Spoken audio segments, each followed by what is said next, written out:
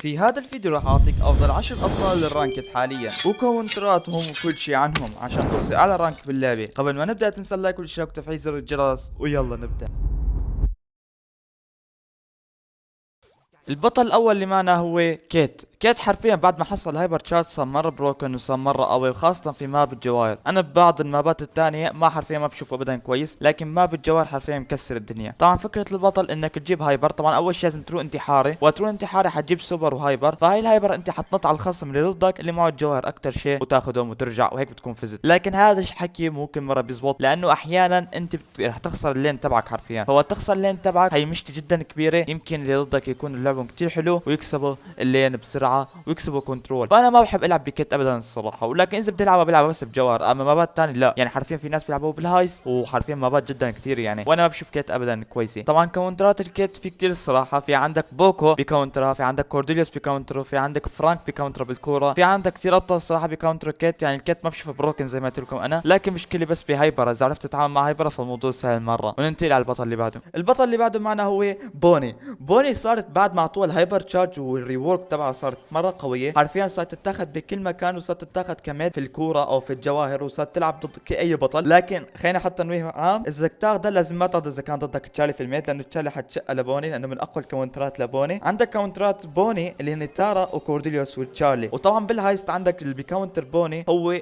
كوليت، لكن انا ما اشوفه كاونتر كامل لبوني، لانه بوني بتلعب على الرينج، يعني رينجها جدا عالي، زائدا صعب، يعني صعب تلعب ضدها انت كنت كوليت. لكن بتلعب ضدها الصراحه في ماب الكابون كانيون، هذاك الماب بيكون في النص عشب، فحرفيا راح تلعب ضده الصراحه كوليت، لانه كوليت اذا طبعا اذا مسكت كنترول قوي وكان معك تيم ميت قوي، بس يعني ما هو افضل شيء. فبوني خد ضدك تشارلي، وحرفيا بوني ما حتى تسوي شيء ابدا. معنا بالبطل اللي بعده اللي هو كورديليوس حاليا من اقوى الابطال الموجوده في اللعبه، اذا ما كان اقواهم، يعني يمكن من التوب 1 حتى يا اخوان، لانه اول ما يتاخذ بالرانكد حرفيا اول شيء اللعبه بيعتمد على السكيل بشكل كبير يعني. ففينا نقول الحظ، لانه خاصه اذا انت اخذت بطل دخلته جوا الظل تبعه واختفيت مثلا بالميت، فحرفيا رح تطلع مثلا عند الخصم الثاني اذا كان ضدك مثلا جيونغ او شيء مثلا، وحرفيا رح تشق وشك، فانت حتاخذ جواهره بسرعه يعني وترجع. فهذا الابطال كمان بيكاونتر السرورات، لانه عنده هي جاجت اللي بينط، فحرفيا حتنط عليهم فورا. فحرفيا هذا البطل من عدد كل هيك بينفع بكل المودات حرفيا الا الباونتي طبعا، الا اذا كان ضدك مثلا كيت كذا ففيك تاخذ مثلا كورديوس يشوف يعني. فهذا البطل حرفيا دمجه عالي مره، ففيك تاخذه مثلا بالخزنه وتجيب دمج حرفيا رهيب، لانه في كل ضربه بدمج 1600، متخيلين معي يا اخوان؟ فانت اول ما تاخذه حرفيا راح يكنسل 60% من الابطال كلها داخل اللعبه، او فيك تقول 60 بطل حتى، لانه البطل حرفيا جدا قوي. فبنصحك يا ابدا اما تاخذه فيرست بيك او تبندو اذا كان ما بينفع له يعني. اوكي شباب، البطل اللي بعده البطل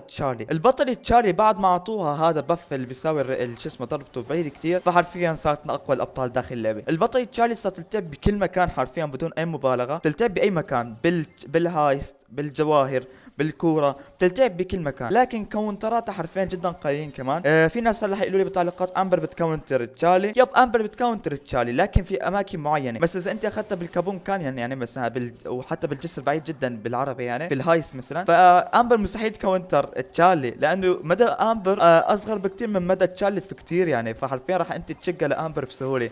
لكن في بعض المابات مثل مابات الكوره امبر بتفوز على تشارلي بسهوله، مثل دربل. طبعا انا حاطط عندي اللعبه بالانجليزي فمدري انت شو اسمهم في العربي عنكم، فحرفيا تشارلي حتكون او بي بشكل كبير عليهم، فانت خدها فورا وخذ معها امبر اذا كان الماب مسكر، لانه حرفيا تشارلي رح تكون جدا قويه على الابطال السنجل شوت، وقويه كمان على الكورديليوس. كاونترات تشارلي هن جيونغ والثراورات بشكل عام حرفيا حيشقوها، واذا كان باونتي او نوك اوت فيك تاخذ عليها بروك، لانه البروك بضربه وحده بتكسر عناك بتبعوتها. وعندك كمان ليلي، انا اشوف ليلي حلوه الصراحه على البطله تشارلي. والبطل الثاني اللي معنا اللي هي ليلي من اقوى الابطال الموجوده في اللعبه، ولكن مش بكل مكان. ليلي بطلي حرفيا ما لها كاونتر ابدا في الجوار، ما في غير باستر وكان بطل بيكاونترها، وحرفيا بطلي تعتمد على الحظ، اذا كان واحد عنده سكيل مستحيل يقدر يكاونترها، بطلي بتختفى بتروح، وحرفيا اذا كان ضدك مثلا اذا كان في ضدك جيونغ حرفيا راح تشق وشك، لانه حرفيا جيونغ ما عنده حمايه ابدا، فليلي صعب تلعب ضدها ابدا. فالحل الوحيد انك انت تبندها في الجوار، بندها وارتاح منها، لانه بطلي صعب تلعب ضدها اذا كان ضدك لعيب. كاونترات ليلي هن باستر وتشارلي وبول، لكن زي ما قلت لك انا برايي بندها وارتاح منها، لانه هي اقوى بطلي في الجواهر، فيا اما خذها يا اما بندها، لانه اذا انت اخذت مثلا باستر او زي هيك، باستر مثلا حيزت الشيلد وحرفيا حيكب الهايبر، لكن ممكن مره بتنفع، فلازم تلعب ضدها بشكل جدا قوي، فزي ما قلنا بندها وارتاح منها. ننتهي للبطل اللي بعده من اضعف الابطال لاقوى الابطال حرفيا. هذا البطل البطل صار من اقوى الابطال حرفيا، كيف شلون ما بعرف، يمكن بسبب جيونغ اللي صار في الميتا. هذا البطل حرفيا مره قوي يا اخوان، مره قوي، الهايبر تبعته مره قويه، ينفع بكل مكان اللي تلعب ميد البطل هذا. طبعا اذا كان جيونغ مبند ما تقدر تاخذ كرو انت، لانه حياخذوا ضدك الجاس وكذا، فانت فيك تاخذ مثلا شيء ثاني مثل الجاس، او فيك تاخذ مثلا اي بطل ميد ثاني، يعني فيك تاخذ تشارلي اذا جيونغ مبند يعني. فاذا انت اخذت كرو وجيونغ مبند هن حياخذوا تشارلي، وحرفيا انت ما راح تلعب ضد تشارلي. فكونترات كرو بكل بساطه هن تشارلي